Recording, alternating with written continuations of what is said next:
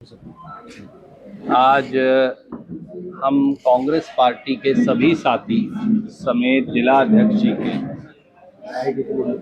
दादरी मंडी, इसके बाद बाडड़ा और भोजू जो किसान की व्यथा और तकलीफ है उसको समझने और जानने के लिए और उसकी आवाज़ उठाने के लिए आपके बीच में हाजिर है। सच बात यह है कि किसान की जो मेहनत है वो भाजपाई विपदा और सरकारी धोखे में डूब गई है। सच ये भी है कि नायब सरकार है गायब और धान हो, बाजरा हो, नरमा हो, मूंग हो, ग्वार हो, इसकी फसल की लुटवाई अब जग जाहिर है। सच ये भी है कि शिफूगा सीएम जो है नायब सैनी, उनका 23 सितंबर से फसल खरीदी का वादा वो पूरी तरह से झूठ निकला।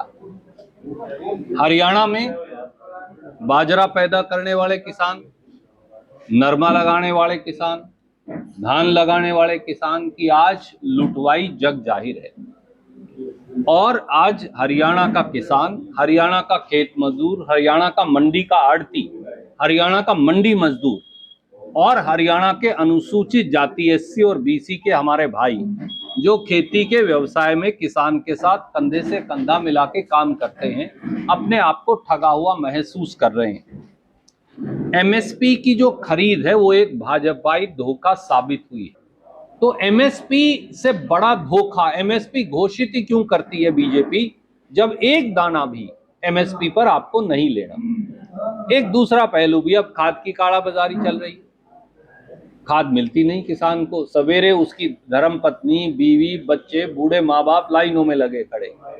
2 दिन पहले एक नया फरमान निकाल दिया, वो फरमान बहुत चौंकाने वाला है। उससे बड़ा किसान विरोधी कदम हाल के समय में शायद किसी सरकार ने नहीं लिया। वो फरमान क्या है? वो नायब सैनी जी का फरमान है कि अगर मेरी फसल मेरा ब्यौरा पोर्टल पर आपका फसल दर्ज नहीं होएगी और उसका एमएसपी घोषित नहीं होगा तो किसान को कोई खाद नहीं मिलेगी। आखिर में जब आड़ती के पास दवन्नी नहीं होगी तो मजदूरों के पास भी कोई पैसा होने वाला नहीं। तो आड़ती से भी 1500 करोड़ रुपया सालाना नायब सैनी जी की सरकार ने चोरी कर लिया है कि हम मंडी के आड़तियों के साथ, किसानों के साथ जो कई कई दिनों से बैठे हैं, उनके साथ अपनी आवाज मिलाने और नायब सैनी सरकार को मजबूर करने के लिए कि नगर पालिका से लेकर सांसद तक, मंत्री और विधायक तक सब आपके पास हैं, परंतु आप दादरी के किसान के साथ, भिवानी के किसान के साथ, दक्षिणी हरियाणा के किसान के साथ ये सोतेला और भेदभाव पूर्ण व्यवहार बंद करें। इसलिए उनको सरकार चलाने, फसल खरीदने, लोक कल्याण की बात करने, बाढ़ का मुआवजा देने, 2 बार बारिश हुई, सारी फसल खराब हुई, दाना काला पड़ गया। नायब सैनी उसकी तो बात करेंगे नहीं कि जो दाना काला पड़ गया मैं उसके बावजूद नमी में रियायत देकर मुआवजा दूंगा। उन्हें कांग्रेस की चिंता है, वो अपनी जिम्मेवारी जो लोगों ने उन्हें दी है वो कब निभाएंगे। इसलिए जो लोक कल्याण की बात है, किसान कल्याण की बात है, मजदूर कल्याण की बात है, गरीब को मुआवजा देने की बात है, खड़ी फसल नष्ट हो गई, हरियाणा में 50 लाख एकड़ से ज्यादा का मुआवजा देना है, आज तक एक फूटी कोड़ी मुआवजा नहीं दिया। जो मुआवजा अनाउंस किया वो 7,000 रुपए किया, उससे तो बुआई नहीं हो सकती। आज तक उसके भी 70 रुपए क्या 7 रुपए नहीं दिए। उन्हें कांग्रेस की गुटबंदी दिखती है, लोगों की दुख और पीड़ा क्यों नहीं दिख रही। श्री वाई पूरण कुमार की जबरन जो आत्महत्या हुई है मजबूरन, वो दुर्भाग्यपूर्ण है और वो ये दर्शाता है कि जब एडीजीपी रैंक के दलित अधिकारी को न्याय नहीं मिल सकता तो इस सरकार में साधारण गरीब आदमी को, वो सामान्य वर्ग से हो, वो एससी बीसी समाज से हो, उसको न्याय कैसे मिलेगा। आप जैसे युवा साथियों के जहन में मैं ये प्रश्न छोड़कर जाता हूं।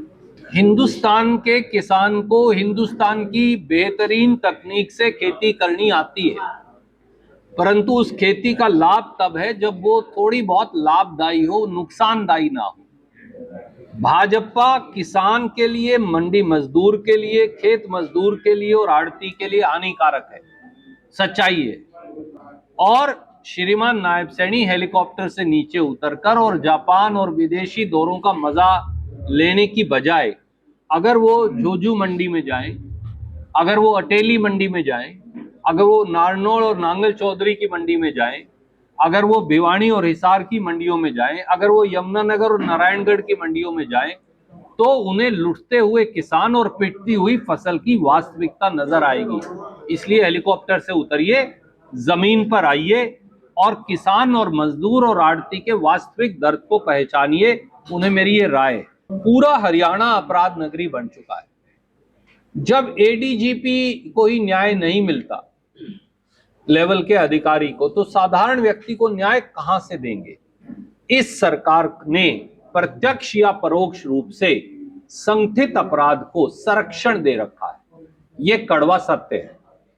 और बड़े बड़े गैंग्स, लॉरेंस बिश्नोई से लेकर गोल्डी बराड़ तक, नीरज बवाना से लेकर दूसरे सब जो गैंग्स है, वो यहां कहीं ना कहीं पुलिस या सत्ता के संरक्षण में ही काम कर रहे होंगे, नहीं तो ये पकड़े क्यों नहीं जा रहे? और आए दिन फिरौतियां क्यों मांगी जा रही हैं?